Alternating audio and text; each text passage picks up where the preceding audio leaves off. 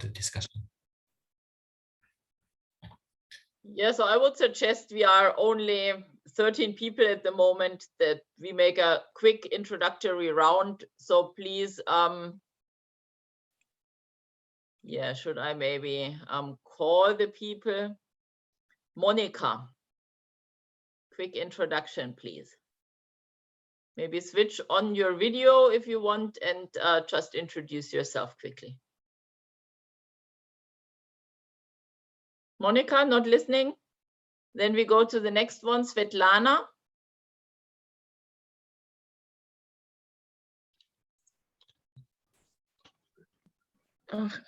Good afternoon, dear colleagues. My name is Svetlana. I am from Russia, from Lomonosov, Moscow State University. I specialized on the northern polar regions, for example, for the Arctic area of Russia.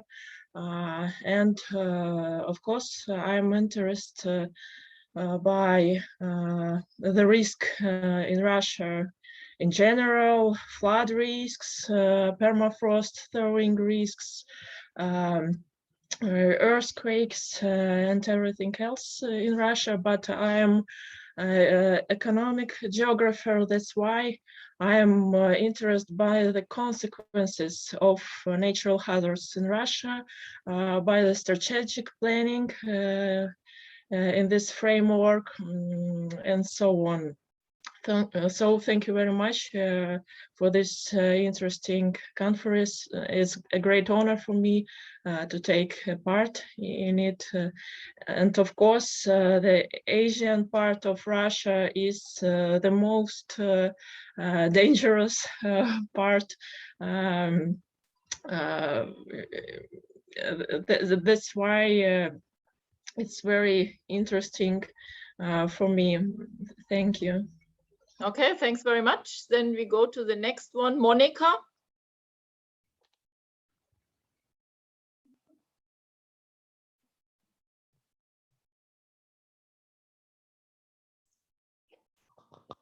Hello, everyone. I'm Monica Baniket from AMH Philippines Incorporated.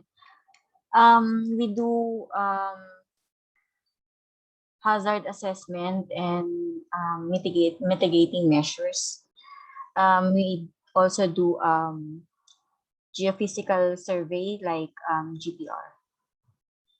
We are in an engineering consultancy in the Philippines. Thank you. Okay, thanks very much. Then next one, Wendy.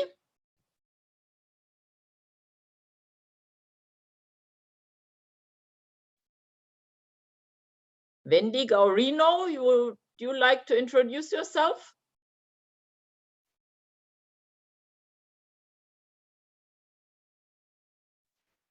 Okay, apparently not possible. Then next one on my screen would be Jeremy Jimenez. Hello, I'm Jeremy Jimenez. Actually, I'm not really a hazards person. I am a geologist by training under the University of the Philippines. And then my specialization is actually concrete petrography. But of course, there's an interplay between hazards and of course, assurance of resilient structures. Okay, then the next one would be Bruce on my screen. Howdy, everybody. My name is Bruce Malamud. I'm a professor at King's College London, and I have been very interested for the past 8 or 9 years in multi-hazard interrelationships and dynamic risk. I'm doing some research now in India on multi-hazards to do with hydrologically controlled landslides, earthquakes, etc., and also in multi-hazard landscape in Istanbul and Kathmandu and in Nairobi. So I will end there. Thanks very much, Bruce. So the next one on the screen for me would be Hannah Pena. Hello, I'm Hannah. I'm still in my undergrad years. I'm on my 3rd year and trying to obtain a degree in geology, also from the Philippines, from University of the Philippines, Dalaman.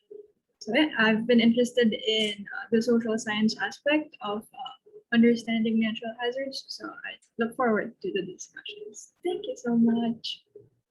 Thanks very much. And then we have Vina Pearl Bongolan. Yes, hello, good afternoon.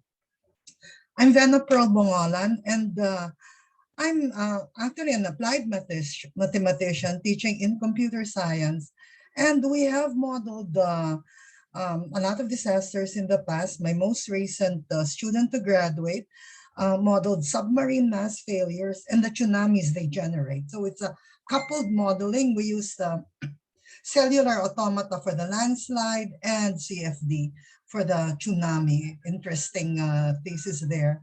And I have a rather new graduate student researching the cascade of disasters. We were inspired by the work of Professor Malamud and Dr. Jill, and that's what we will be looking at now.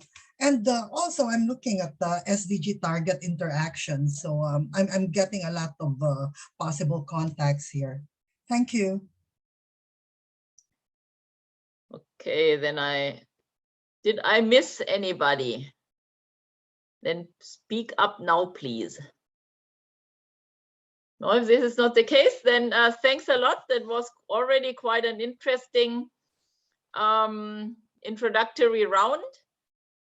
I just see Jennifer. Did you introduce yourself already?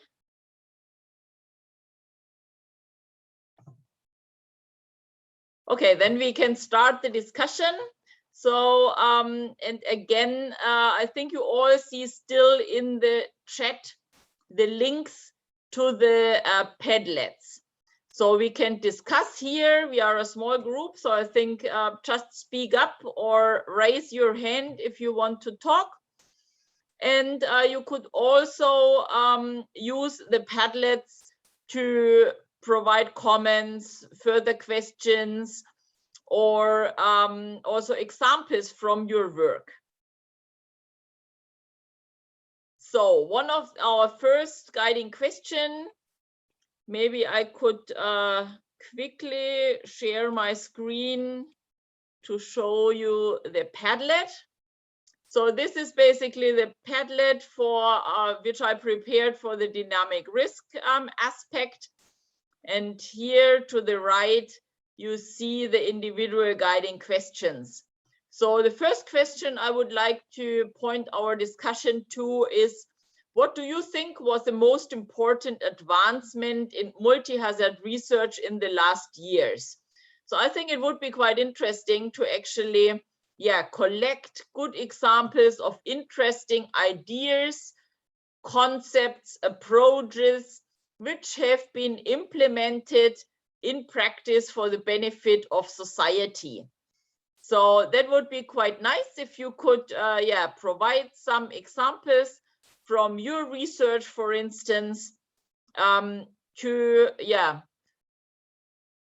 also answer maybe this statement, which I found quite provocative, from the Nature Sustainability editors, who says that particularly water science produces too many papers but not enough ideas.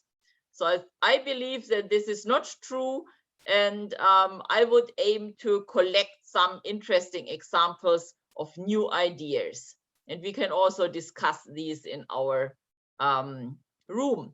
So if you want, just add examples here at the Padlet, but also even more interestingly, please speak up and provide some examples. So who wants to go first? Hands up, please. Maybe I can ask a question. Sure. Heidi? Yeah. So, well, I'm a kind of big fan of Professor Malamud. Your paper is very kind of influential on the interaction and so on and so on. So I just want to, with this opportunity, I think it might be great to hear, like, your perspective a little bit, in the future that you see that, like something needs to be done. I think that would be very insightful for, everybody, younger generation, I think. Okay, thank you. I've been nervous if I'm now the older generation, but yes. One of the key challenges I'm facing right now is just information and case studies. And what I'm seeing in the multi-hazard community for my particular interest, which is the hazard interrelationships and the quantification of triggering relationships, increased probability relationships, and coincident relationships, is largely based in either deterministic models or stochastic models. However, to do those, the community has a lot of different approaches, modeling, equations, etc., across many different natural hazards. Now, to try to make sense of it, one needs a lot of case examples and theory. And what I'm finding in the global south and also in the global north is just not easy to come up with a lot of information, case examples that one can use to draw broader conclusions from. So I think there's a real gap for the future that we need to address, which is the systemization of our knowledge on multi-hazard risk rather than specific case studies. And a lot of what we see, Heidi, myself, and others submitted to NHAS, the journal, are often case studies specific when it comes to multi-hazard risk. Or it ends up being very social science oriented, which tries to make broader conclusions, which are good. There's an importance in the social science, but for engineers or scientists, it's not a practical approach to how we work with multi-hazard interrelationships.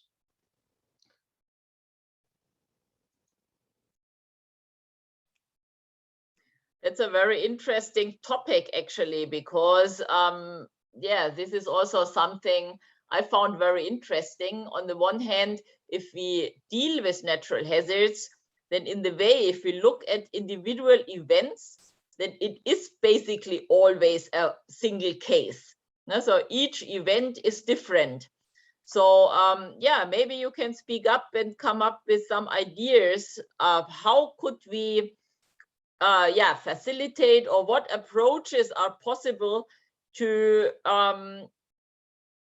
get generic results out of analyzing single events. So that's very interesting. So Veena, you put something in the chat. Would you like to elaborate a little bit more on this topic about probability estimates? Yes. Bruce and Joel Jill have this matrix, right? And we need to know what is the probability that we will proceed from one hazard to the next. It's a cascade, right?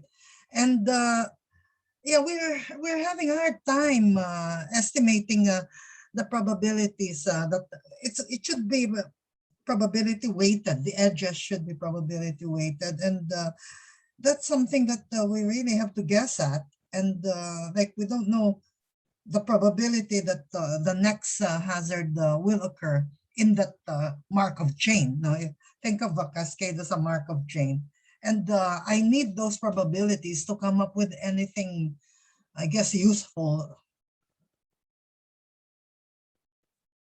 And there simply isn't any that we can find. So we'll have to guess those. Thank you.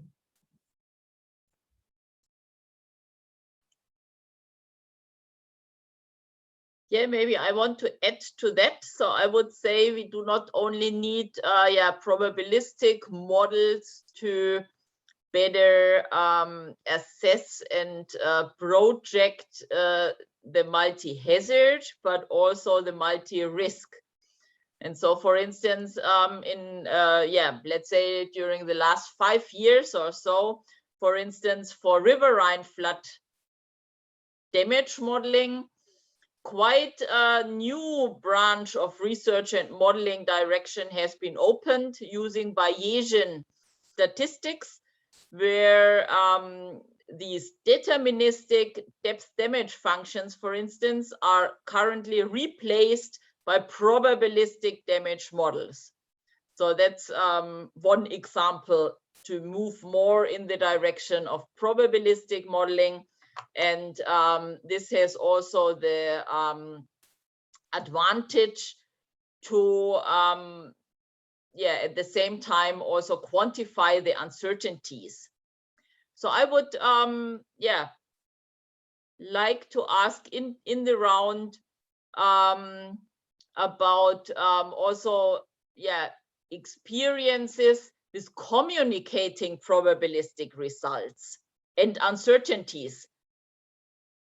Maybe Professor Goda, you had some interesting aspects about uncertainty and decision-making in your talk.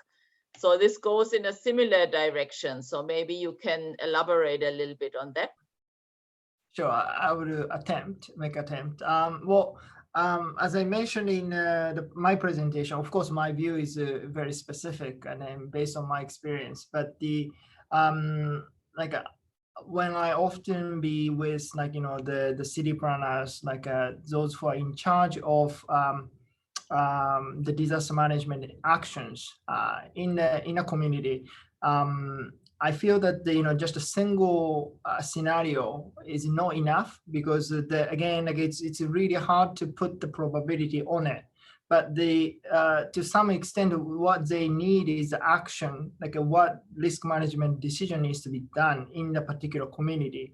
In that case, I think at least 2, 3, 4 kind of a variation of possible events, and then under that kind of idea, I use one metrics as the loss in the community as a kind of metrics to decide how severe events could be, and then based on the consequences, go back to the hazard. So in a sense that to me, multi-hazard assessment, we go from the process model hazard, and then the exposure and then vulnerability, and then we present a lot of results. But maybe we should potentially reverse this idea that we define the consequences that of interest, and then what would be the potential kind of variation. So, and then that leads to some sort of risk communication. But again, this idea is potentially biased. So I would like to hear other people's opinion as well. Yeah, so that goes to the audience.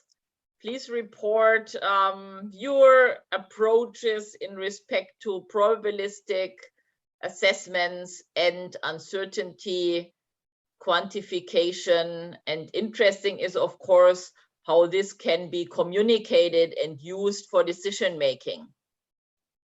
So please speak up from the audience. Maybe I can share something regarding to the tsunami research. Also the works done by Dr. Koda. So my colleagues here, we also consider about the uncertainty of the source of the earthquake as well. And we have to deal with how the patterns of the earthquake, or where it start, or how large it happens. When it comes to the tsunami, when it start damaging inland, always when we talk about this tsunami disaster, we can't avoid enough debris. Of course, we can use debris impact as an excuse of our simulation. That why it's not that true, but yeah, we mostly use as an excuse. But on the other hand, it's still I'm not sure if it will be the endless problems, but we try to assess quantitatively the debris impact. Previously, we tried to analyze best using our damage data in Japan, trying to quantify the debris impact, etc. And that can be things that we try to quantitatively assess the debris. And also recently again in Japan, after 2011, we have a chance to get into the detailed data of the dead people caused by the tsunami collected by the police department in our Miyagi prefecture. I'm talking about the how to be estimate the casualty. Of course, regarding to Dr. Koda's presentation, his evacuation simulation, but still uncertain, and there are many uncertainty related to how we evaluate the people casualty. It's not simple like a building, because building have no legs, cannot evacuate. But for people, there are so many impacts or factors. So now we are trying to use the death information and we're trying to combine with our tsunami engineering perspective, the flow depths, or even other environmental perspective like the temperature, and we are working with the medical doctors, etc. So we're trying to make use of this kind of fruitful information to understand more this kind of uncertainty. Thank you. Bruce, you're raising your hand. Yeah, I was just going to respond to a couple of things, but before we do that, I also wanted to mention Rich Ibanez is on the call now. And we've been doing some work which he's been leading on, which is looking at multi-hazard, the multi-hazard landscape and multi-hazard interrelationships in Manila. And so we might want to bring him into the discussion. Rich is doing a PhD there. One thing I wanted to comment about is I've been more and more the past couple of years trying to work with planners and with decision makers. And what I'm finding is that one of the most useful tools is the idea of scenarios, and basically sitting a group of people from different parts of a planning organization to do a disaster management down from different parts of it and saying, okay, what are the different natural hazards that might impact your city? And now, what are the anthropogenic processes that might influence these? Now, what might these hazards trigger? And this is prefaced with some knowledge of, you start with these ideas of, well, if you have an earthquake, it can trigger landslides. And a landslide might block a river and cause flooding. And so you give them ideas of what might occur. And then one of the most powerful things I'm finding is that they discuss what are different scenarios that might evolve in time and how they might deal with them. Where I'm still a bit stuck is now putting that into a quantitative framework that is useful and does not end up blowing up completely because of uncertainties. And so this is when I've talked about multi-hazard interrelationships and multi-hazard scenarios with many people globally, my colleagues, many of them say, but the uncertainties grow. Now, some of them say that the uncertainties can actually collapse on themselves at certain points if you have a cascade of hazards and you develop some sort of scenario. So I think this is where we need to be working, is really, and as I said, it's going beyond the case studies. But just coming back to this, I do think it's very powerful just to have a group of people sitting down and discussing scenarios of hazard interrelationships and how they might cascade over time. And one of the best things I have found, we've done this in Guatemala, we've done this in Nairobi, is we don't ask this, but they tell us, we didn't know these other people were relevant to the work we were doing.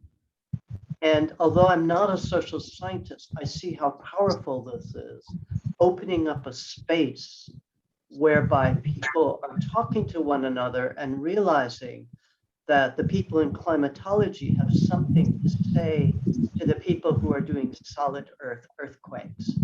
And so it's really getting people to talk across the table and start thinking more holistically about the hazardscape in their urban areas.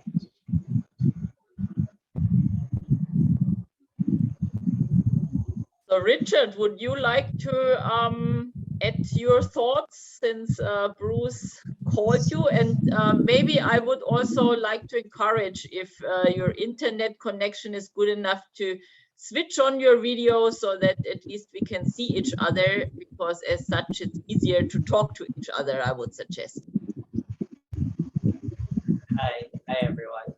Sorry I'm a bit late to the discussion, but I think what I can add on to what Bruce was saying is that, well, here in the Philippines, for sure, there's certainly a lot to be studied with multi-hazard, since we're exposed to so many. And so we expect that in a short amount of time, we're likely to get more interactions than most other places in the world. Having said that, certainly there's still a lot we still need to get a lot of people on board with the idea of multi-hazards. In the last few years, the idea of multi-hazards here has been just putting, for example, different hazard maps together, putting different single hazards together and putting them together on a map. And we call that a multi-hazard map. But we now know that there are a lot of interactions and a lot of cascades that are to be had when we're talking about these single hazards, and they are not simply, you can't just put them all together in a map. And we're at that first step right now, right here. We're just looking at the databases, recognizing different events for the multi-hazard scenarios that they are. And we're only we're still doing the very initial work of seeing the impacts, the economic and the social impacts of these multi-hazard effects. And so I agree with Bruce. We need to get as many people together as possible to talk about these scenarios, to talk about these possibilities. And it's good here in the Philippines that we don't just talk about hypothetically. We have a lot of events to look back to and say, these are the multi-hazard, this is a multi-hazard event, this is an interaction, these are the impacts of the primary and secondary hazards. But just the mindset or the perspective of looking at these events that way, we need to get more people on board and more people looking at it that way. So I think that's all I have to share for now.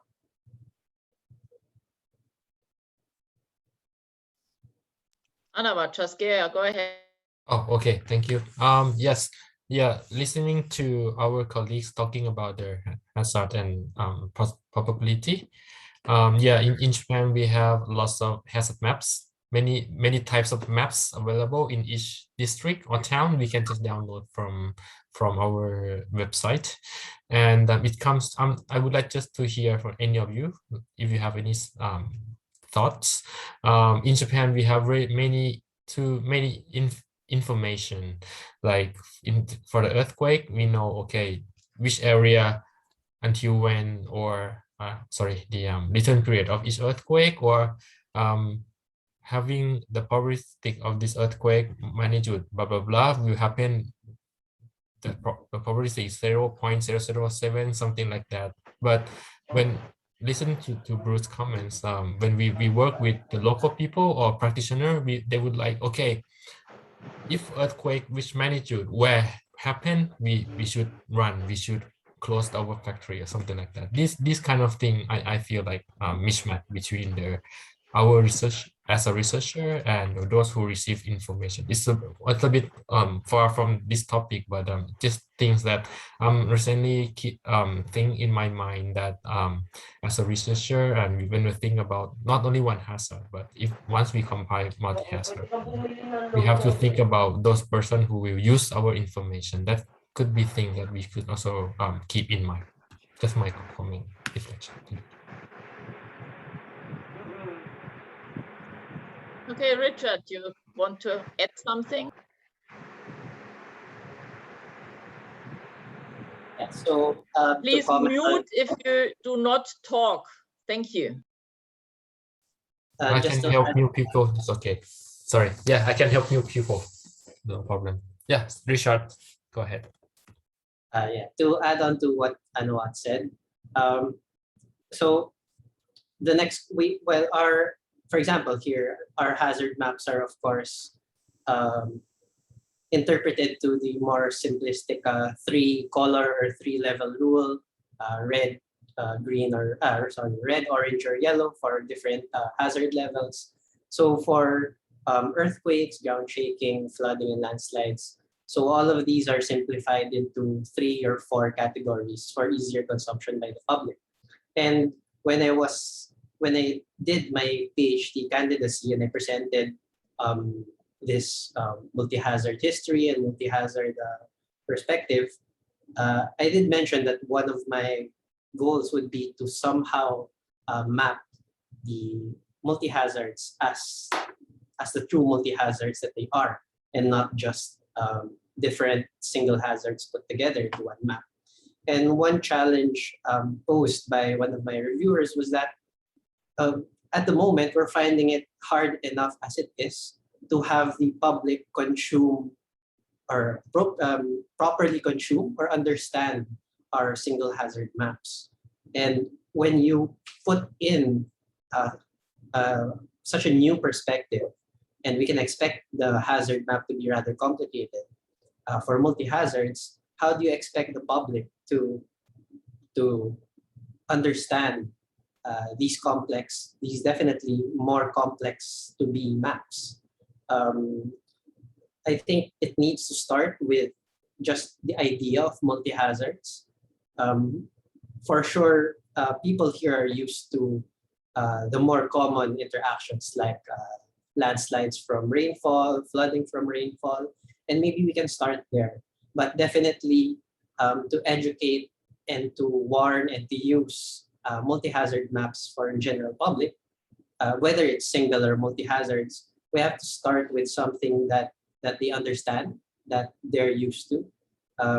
It's probably best to do a ground down up approach where we begin with their local experience with multi-hazards and single hazards, rather than immediately starting off with our products as scientists, with our models, and then bringing it to the public, because we will likely experience some challenges with communicating these hazards, and more so risk when we come to it later on for the general public. Okay, thanks, Richard. So I want to bring in one approach I found very interesting in respect to multi-hazard and risk are these storyline analysis. Because as Bruce already said, if I really calculate quantitatively the probability and risk of a multi-hazard event, then often uncertainties get extremely high, or the probabilities are very low because this specific combination I am analyzing for one specific location is often not very likely. And therefore, what we tried out in South America, in Chile and Ecuador, is actually to come up with storylines, with realistic combinations of different hazards. Of course, then we cannot put a probability to the certain scenarios and stories, but it can help for communication and for awareness rising about what might happen. So I'm wondering if you had used this approach before, or if you have different ideas how to tackle this challenge of high uncertainties, low probabilities, and communication.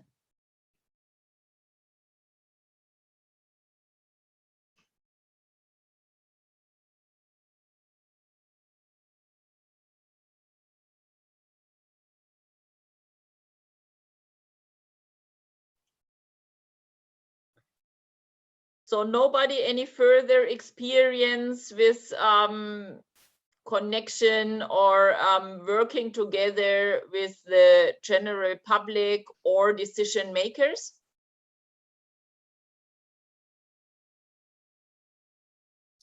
Sorry, none on our end.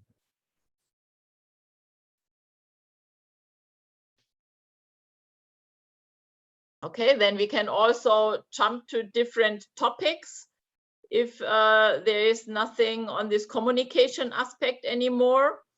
Can I just say one thing on communications, Heidi? Bruce, One go of the problems I've been having with communications with planners and decision makers is they often want an answer. They want to, what is going to happen? Do I have to worry? Where do I put my resources? And I found that's the most difficult thing. In another grant I'm working on called Tomorrow's Cities, we're really trying to work with planners and understand the decision-making tree. And so they're trying to put together modules, bring in vulnerability, exposure, the hazard, work through different scenarios, and basically turn it into a tool that planners can use. But as you know, it's so difficult because what planners want is what are the relative risks of the storyline or the scenario happening? And how do I place that within the context of everything else I have to deal with? Is it a threat? Is it not? Just tell me yes or no and how much I have to spend on it. And I found that really difficult as a scientist.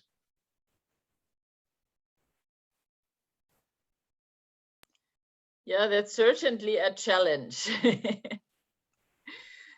And often one cannot give the answer, and this is then also difficult, I must admit, no? So that often the answer is more complicated than decision makers would like it to be. So another aspect I find very interesting, if you talk about not only multi-hazard, but also multi-risk, is this aspect, how do we bring together quantitative measured data and qualitative assessments from social science, for instance?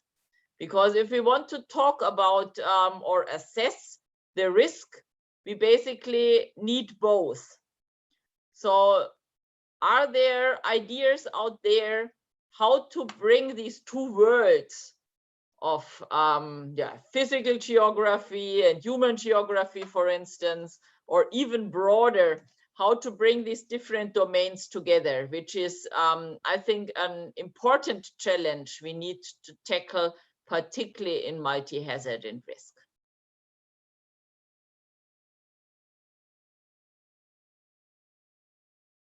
Yeah, regarding to your the how to quantify the social parameters, right? So yeah, recently I have came up with some papers that they try to make social vulnerability index by incorporating income or gender, age, or any others kind of background information regarding to the social perspective and try to make it combine into the to convert into numbers and multiply with the hazard information, which is the in numbers already. So yeah, but still, I mean, the idea is good, but it will be different to each region, of course, and so I'm still learn about this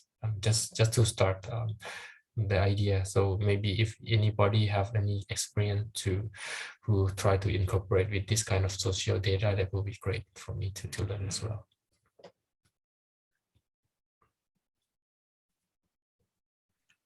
Svetlana, you wanted to comment.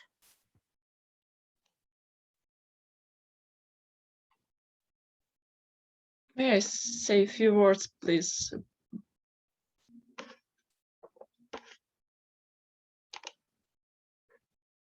Yeah, please go ahead, Svetlana. Thank you. I think it's really a great problem. It's very difficult to combine the data, physical geographer data and the social and economic parameters. First of all, they has another scale, spatial scale. It's really difficult to combine it in the space and in the time too, because the economic forecast is much shorter than physical geographer forecasts and so on.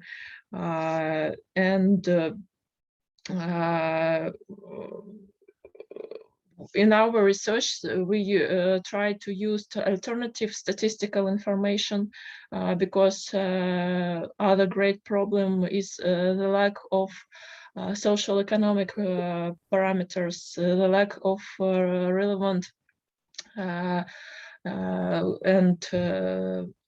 statistical information in local, especially in local scale. That's why in our research we use, for example, to explain the social vulnerability, we use mobile operator data. You may see my post in the display 2 in theme 3 about it.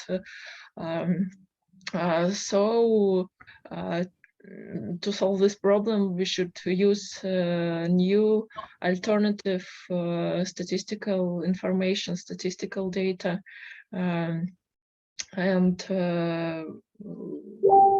I think only this way allowed us to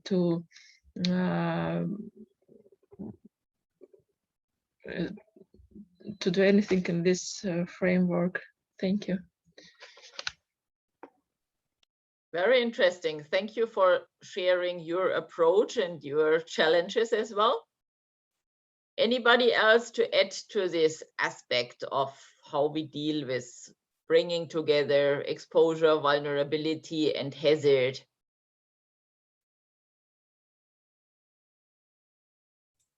Maybe I can just add a few.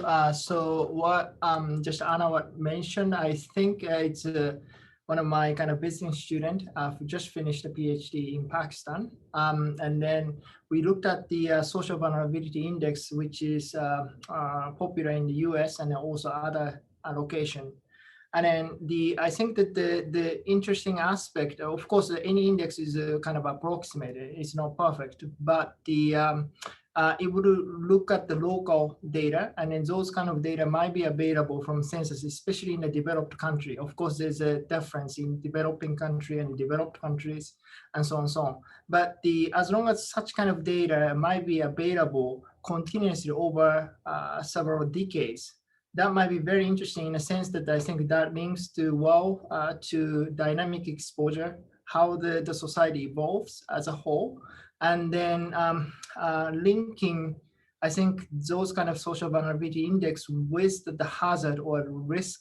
One potential way might be more systematically, we look like when the disaster happens, and when we go to the detailed kind of retrospective kind of analysis, we might want to look at those kind of social data in those areas. And we gather the hazard data, we gather the risk data, and we also gather the social data. And then from there, maybe we can link those and then we can create the database. So then potentially that might be a way through, so I think the data collection in a more consistent way, I think might be a way through. So that's what I think. Thank you, Dr. Korda. Actually, yeah, that is what I'm going to do. We have a new project in Indonesia, where, yeah, as I mentioned, in that country, in the developing countries, we still have less data, even census data, or yeah. So we plan to, of course, for my perspective, I want to know like the building data, the type of structures or number of floors or land use type. But on the other hand, for social assessment, we need how many people inside or the income or etc. So as you mentioned, we plan to do one survey, but try to collect many data as possible for both social and engineering perspective. Yeah, thank you. Happy to hear your comments. Very interesting. So I mean, particularly in respect to data, the new strong trend towards open access data and open access databases is quite important. So I wonder what you all think about this. Do you all make your research data publicly available?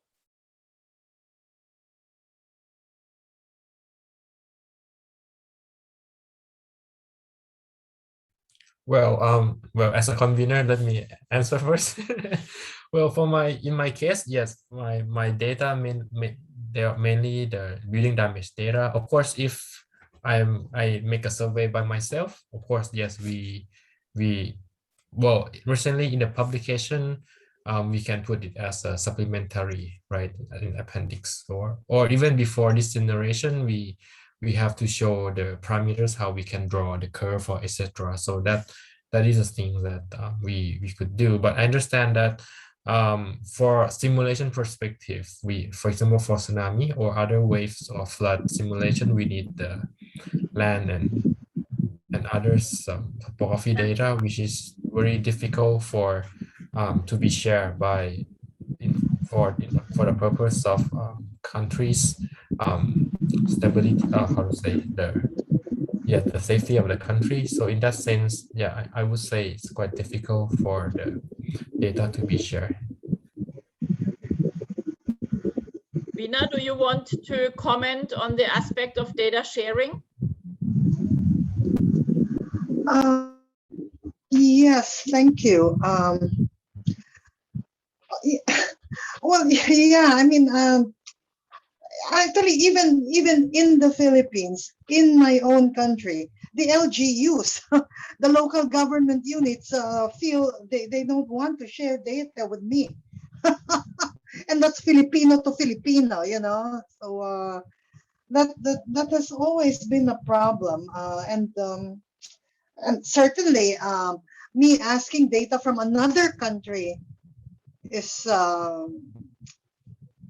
well, I don't even know how to go about it. But yeah, like especially I also study epidemics. We're studying epidemics right now, and we really rely on whatever the government shows us, and that is much criticized.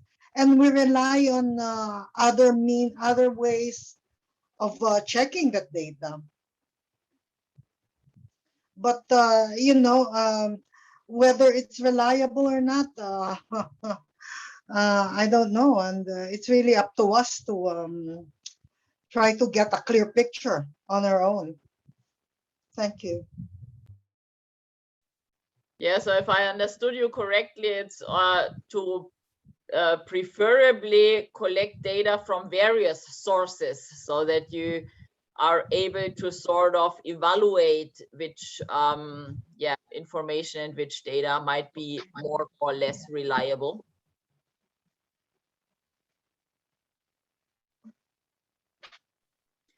Okay, I also see this challenge actually. I mean, particularly in hydrological sciences, what we see in recent years, a strong decline of monitoring actually. So that hydrological monitoring is going down more and more.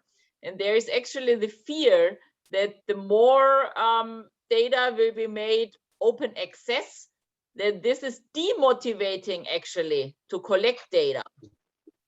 So what do you think about that? So I have also the feeling that this is sort of a free rider problem, because of course for the whole community, it is a big advantage if all the data is shared and it does not get lost. And even after projects have finished, then others can use the data which was collected.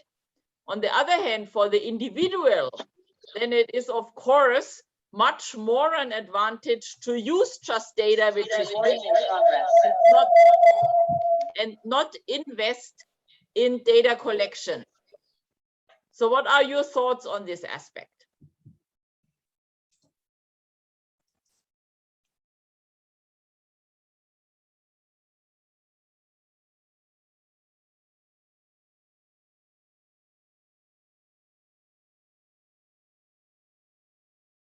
This goes particularly to the people who collect data themselves. So how do you think about, as soon as you have collected data, are you making it available for the analysis of others?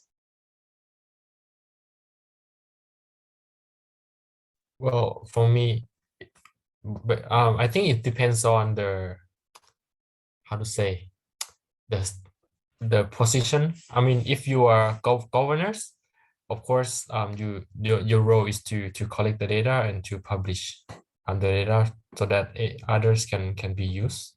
But as a researcher, there might be some competing. For example, not in my field, not really my field, but like in the tsunami deposit research, for example, they do the excavation to find the paleo tsunami and do the sediment, the I would say to date the age of the sand layer, etc. So I heard that that kind of information is very very important. They would not even I see in Japan when in a conference when someone present and the other asks, okay, where to show the location, they try or avoid to tell the location in detail. So yeah, I think it's areas kind of area specific. I mean the theme and the role of you, if you are governor or kind of non-commercial was nothing related to kind of the publication, that would be great. That just from my experience. Richard, you would like to say something? Hi, yeah. I agree with what Anawat said, that if it's a government agency doing the collection of the data, then it would be best to be able to release this data publicly as part of their work. When it's an academic group or research group, then maybe it might be best to hold off release of data until maybe it's attached to a peer-reviewed publication. First, of course, this is to make sure that the data and the conclusions or analysis done on that data has been cross-checked by the academic community.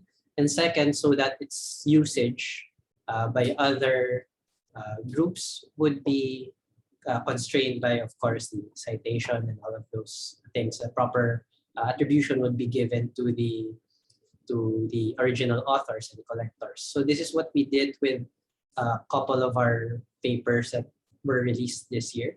We released the data set with the publication, a supplementary material.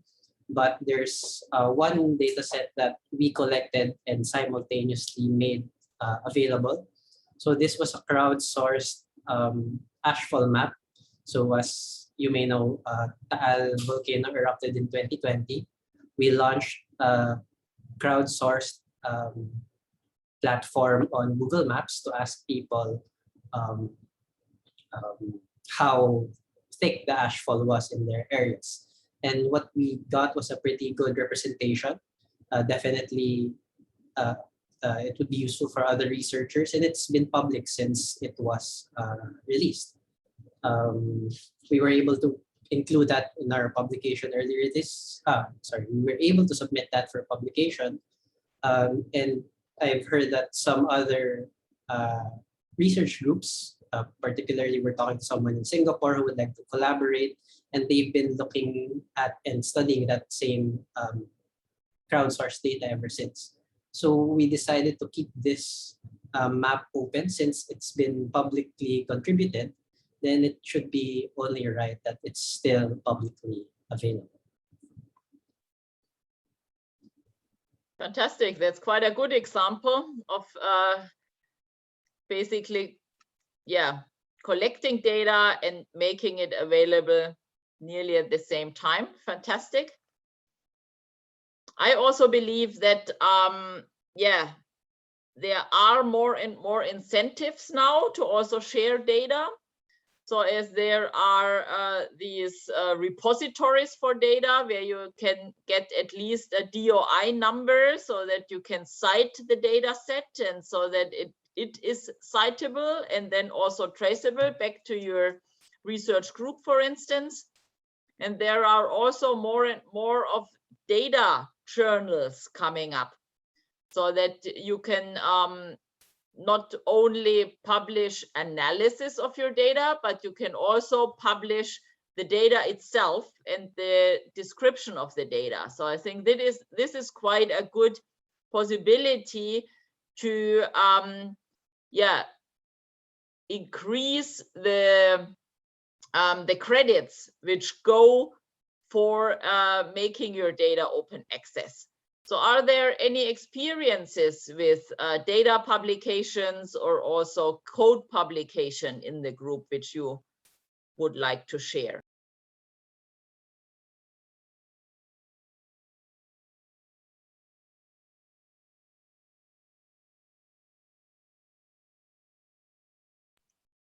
Okay, so maybe then we would like to move to one of the probably last overarching questions which we have not tackled yet so far. And this is how your research and maybe also the management of multi-hazards is influenced by the current COVID-19 crisis.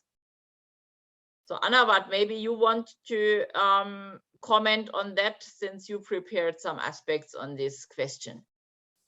Oh yeah, thank you. Well, in Japan we have quite hazard and disaster happened since last year, and we were discussing how to manage the disaster once it happens during the COVID-19 situation. And for my short answer is something like, because the COVID-19 will reduce the capacity of the shelter. For example, for school or gymnasium, we plan for as an evacuation goal, but because of the COVID-19, we have to reduce the capacity, for example, or people they try to avoid to use the public ways to evacuate, etc., or they are more isolated at home, so they could not hear their neighborhood calling out for evacuation, something like that. So in my sense, I feel that the COVID-19 will reduce this kind of thing, that reduce the capacity. And we also try. So in Japan, for example, we try to encourage people to split the evacuation goal. We were told to evacuate to school. These are commonly known by Japanese people, but by government and other researchers, we try to say you can have more goals, like you can go to the department store, or you go to your colleagues, help friends, relatives, or check your hazard map first. If you are already safe, you are in the condominium, so you don't have to be afraid of the flood, something like that, to avoid the unnecessary crowded in the shelter. So these are kind of things that is going on in Japan, and yeah, I would like to share to all of you at the beginning.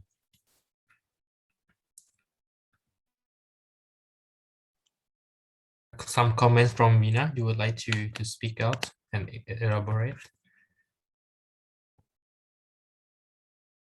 Yeah, well, my work is modeling and simulation, so we do not really have to go out, but Well, yeah, we haven't been meeting anybody. That's my biggest problem. I do not do field work. I'm lucky that way.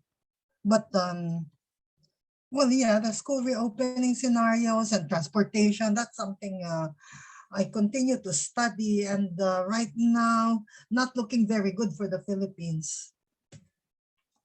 Yeah.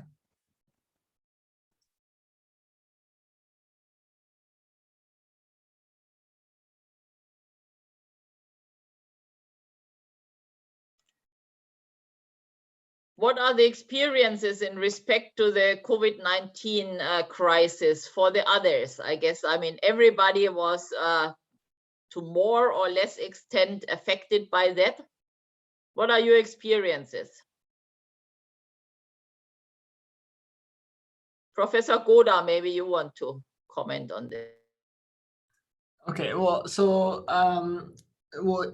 I can mention. I mean, I didn't suffer from anything like that. I mean, Canada is doing well in general, but well, there's been like a couple of kind of major disaster happening around the world, and then like of course I was kind of tempted if there's opportunity to go to the disaster hit area and then gather the data, and then that was not possible. I mean, just like too high risk for my family, for my colleagues, for my students, but also you know, like cannot, like you know, the two weeks isolation, that kind of thing. So it's getting better, but like we lost the opportunity to collect the very short-lived data set. So that's a kind of the things that we might see in a, you know, like in this respect, some lacking kind of 2 years of missing of such kind of data. So that might be a situation, yeah, I can mention.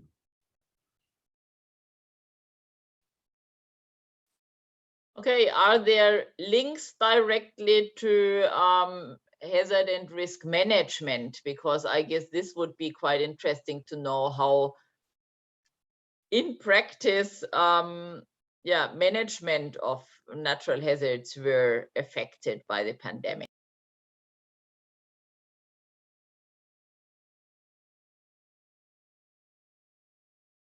There are some comments in the chat. Maybe Jeremy or Bina, you would like to elaborate again?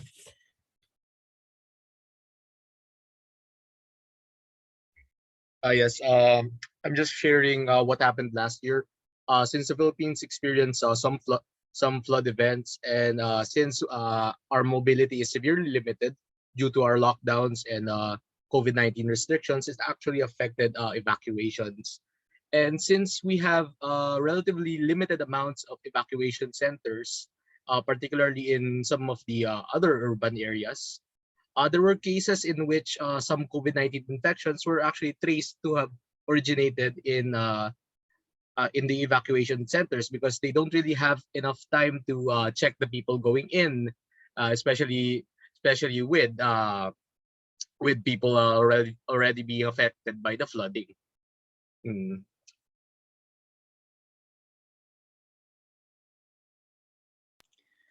Very interesting. So this is really a big problem, I guess. And yeah, let's see how the situation develops. Vina, you want to continue and comment on that?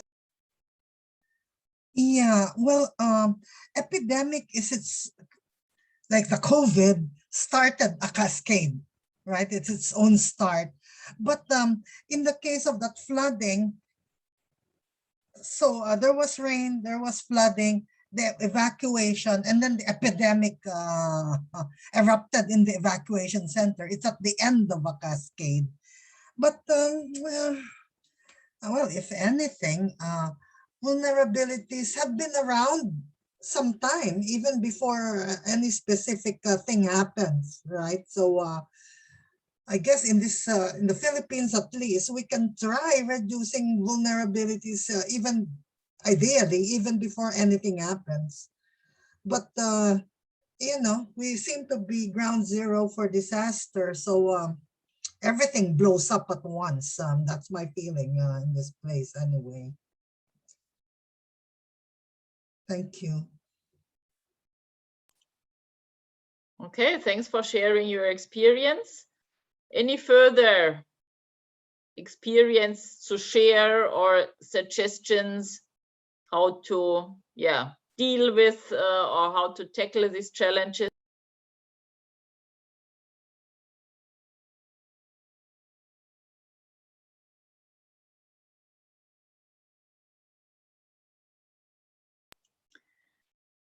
Okay, then maybe for the last 5 to 10 minutes, we could focus on one other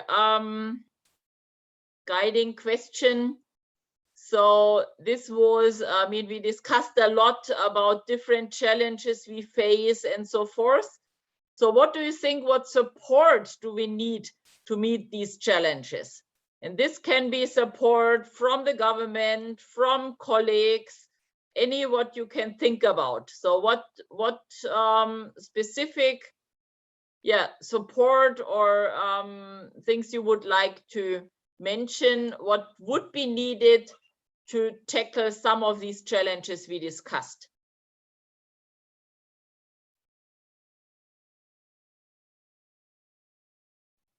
Okay, if no one, I can start first. For me, based on my experience, well, also related to Dr. Koda mentioned many times about the data.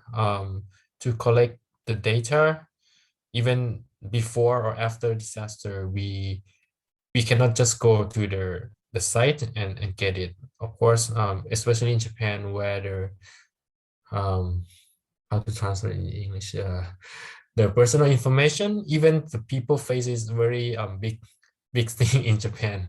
If someone's face happened in their publication or something like that. So we would rather need kind of collaboration by the local government. Like if you would like to do the field survey, or you would like to make a questionnaire survey to get the social data sets up or make questionnaire like that.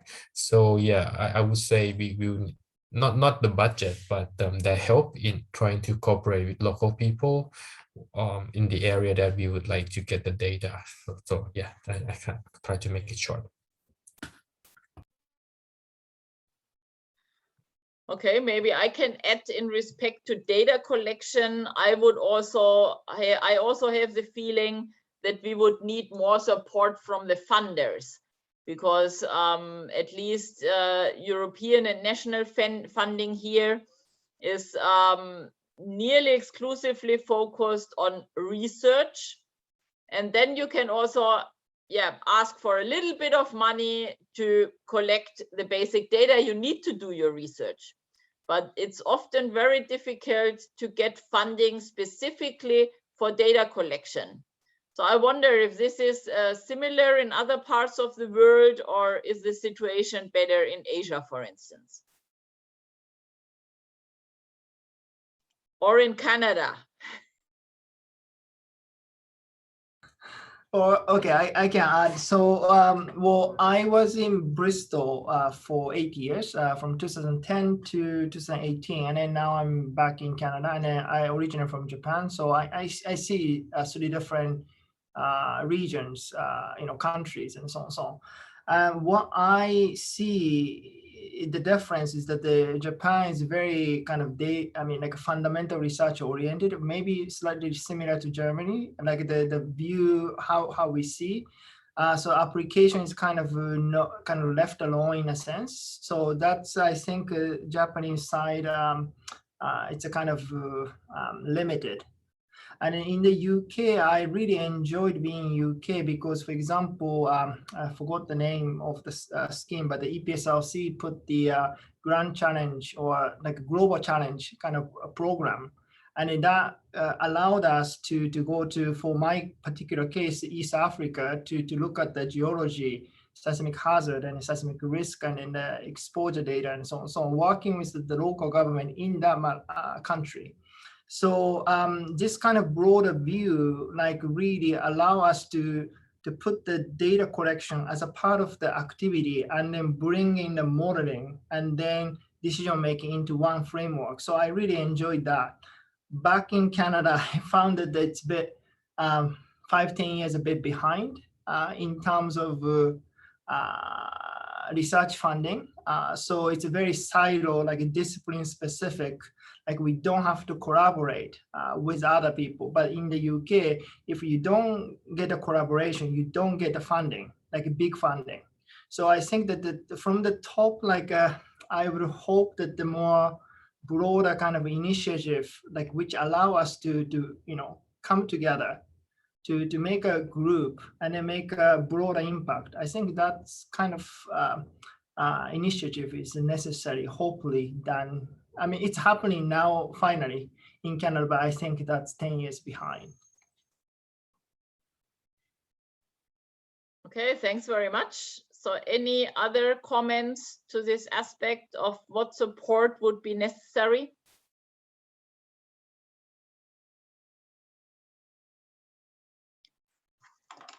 Okay, if this is not the case, then I would like to sum up a little bit what we discussed. I mean, that was a really rich and diverse discussion. I enjoyed it a lot, so that was really great. So yeah, it's probably not that easy to sum this up, so I will try, and then I would like to ask Anawat and Professor Goda to add aspects what I may have forgotten. So on the first, we started off with the topic of uncertainty and how to quantify uncertainty in our assessments of multi-hazard, and how to deal actually with sometimes the explosion of uncertainty if we integrate it into our modeling frameworks, since we see this propagation of uncertainty and increasing of uncertainty the more we go through the individual risk components. And there, in this respect, further aspects were mentioned. So to quantify and deal with the uncertainty, there were different approaches. So one is probabilistic modeling of the whole risk chain. And the other approach which was mentioned was the storyline approach.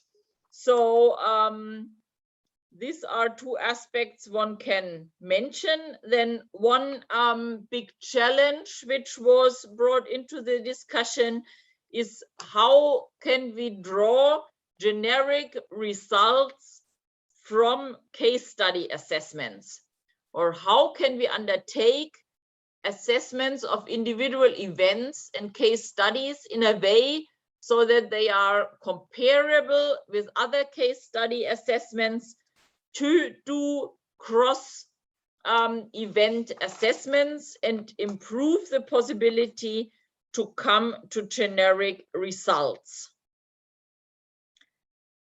Another aspect we discussed quite a lot was communication with the general public as well as with decision makers.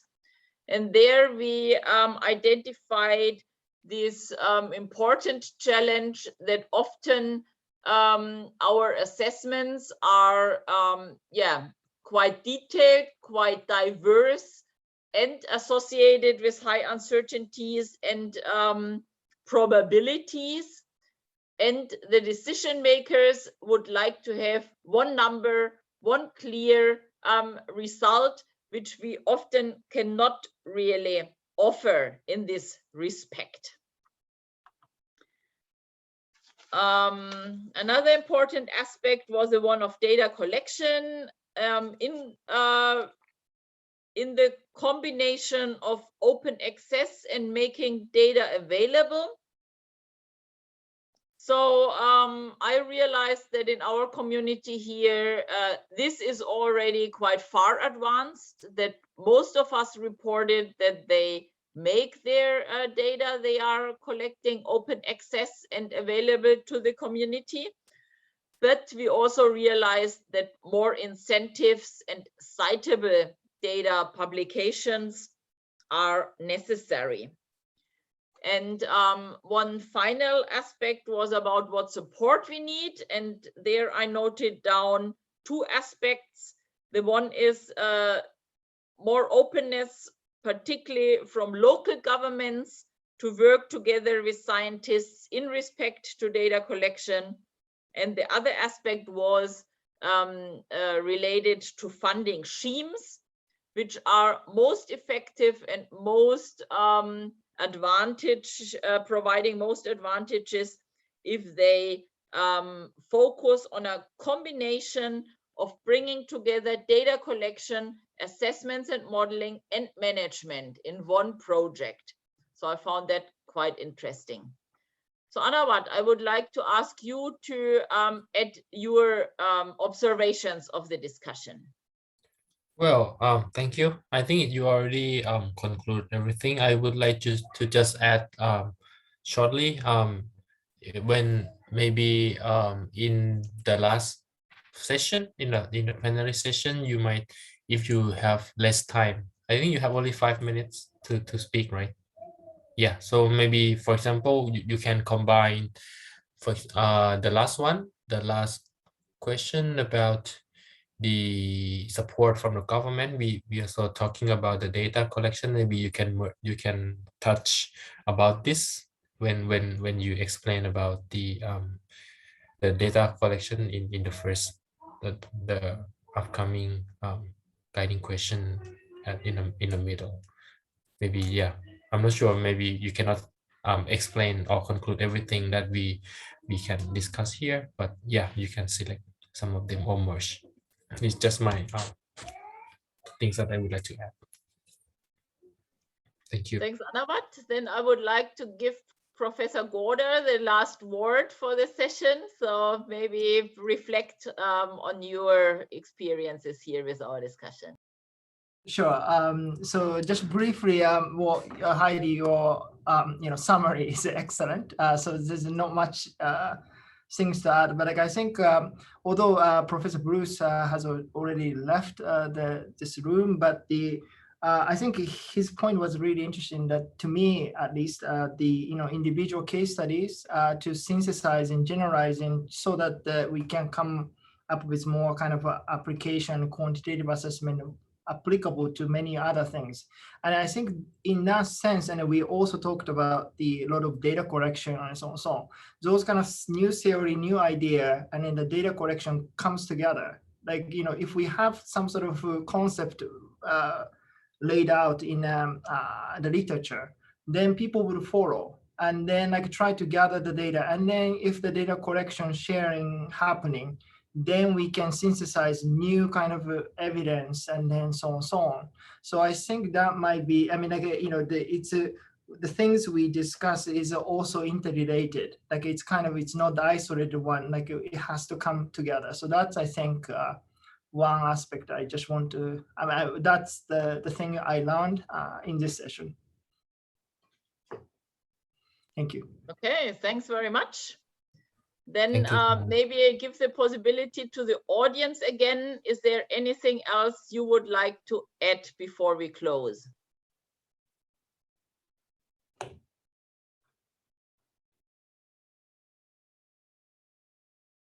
Okay, if this is not the case, then the program is now followed by half an hour poster session.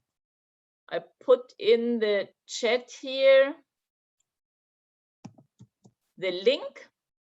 So this is basically all themes together. So for the whole conference, starting from Monday until now, all the topics which were dealt with in the whole conference are on display now. Okay, I hope you can see it. Yeah, okay. Thanks for the help from the secretary. So yeah, please go to the poster session for the next half hour.